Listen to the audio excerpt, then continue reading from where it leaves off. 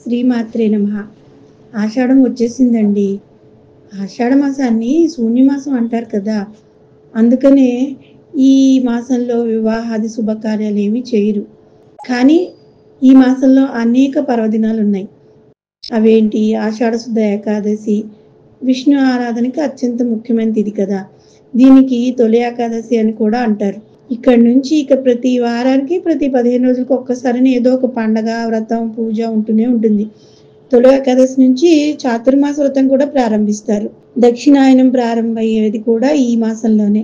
ఆషాఢ మాసంలో అందరూ గోరింటాకు తప్పనిసరిగా పెట్టుకోవాలని ఆయుర్వేద శాస్త్రజ్ఞులు చెప్తారు కదా! ఆషాఢ పూర్ణిమ, గురు పూర్ణిమ అంటూ ఉంటాం.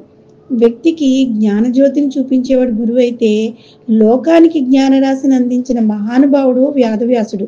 గురు పూర్ణిమ రోజున వేదవ్యాస మహర్షిని వాళ్ళ గురువుల్లో చూసుకుని గురువుల్ని ఆరాధిస్తూ ఉంటారు. మన స్కూళ్ళలో ఇది పరిపాటే కదా!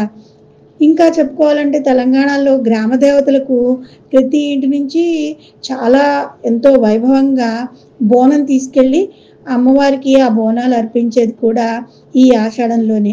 సమస్త జగత్తుకు పరిపాలకుడైన పూరి జగన్నాథుని రథయాత్ర కూడా ఈ మాసంలోనే. అమ్మలగన్న అమ్మ ముగురమ్మల మూలపుటమ్మ జగజ్జనని సకల జీవులకు ఆహారాన్ని అందించిన శాకంబరీ దేవిగా దేశమంతటా దర్శనమిచ్చేది ఆషాఢంలోనే కదండి. ఈ మాసంలో శాకంబరీ నవరాత్రులు కూడా చేస్తారు. వైఖానస సంహిత ప్రకారం ఈ మాసంలో సప్తమాతృకలు, మహిషాసురమర్దిని, దుర్గాదేవిని, భైరవ, వరాహ, నరసింహుల యొక్క ఆరాధన కూడా తప్పనిసరిగా చేయాలన్నమాట. కొత్తగా పెళ్ళైన వధువును పుట్టింటికి తీసుకెళ్లేది కూడా ఈ ఆషాఢ మాసంలోనే. ఆషాఢ మాసంలో కొత్తగా పెళ్ళైన దంపతులను దూరంగా ఉంచుతారు. ఎందుకంటే అమ్మాయిని పుట్టింటికి తీసుకెళ్తారు. అది ఎందుకు? ఆషాఢ మాసంలో స్త్రీ నెల తప్పింది అనుకోండి, 9 నెలల తర్వాత వేసవికాలంలో అంటే మార్చి నుంచి మే మధ్య కాలంలో ప్రసవం జరుగుతుంది. సాధారణంగానే మన దేశంలో వేడి ఎక్కువ కదా, ఉష్ణోగ్రతలు ఎక్కువగా ఉంటాయి. వేసవిలో మరింతగా ఎక్కువగా ఉంటాయి. అప్పుడే పుట్టిన ఆ చిన్న పిల్లాడికి ఆ వేడి వాతావరణం బాగా ఇబ్బందిగా ఉంటుందన్నమాట. ఆ శిశువు ఆరోగ్యం మీద ప్రభావం ఎక్కువగా చూపిస్తుంది.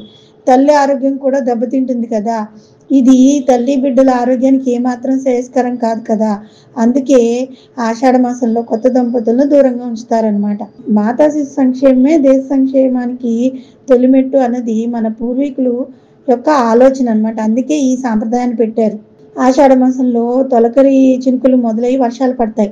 ఇంట్లో అందరూ వ్యవసాయానికి పనుల మీద పొలానికి వెళ్ళినా కొత్తగా పెళ్ళైన జంట ఏమనుకుంటారు? ఒంటరిగా గడపడానికి ఇష్టపడుతూ ఉంటారు. ఇంకా వాళ్ళు ఇలా ఇంట్లో ఉండిపోతే వ్యవసాయ కుటుంబాల్లో అందరూ కలిసి పని చేయకపోతే చాలా ఇబ్బందులు పడవలసి వస్తుంది కదండి. అందుకే కొత్త కోడల్ని పుట్టింటికి పంపించేస్తారనమాట.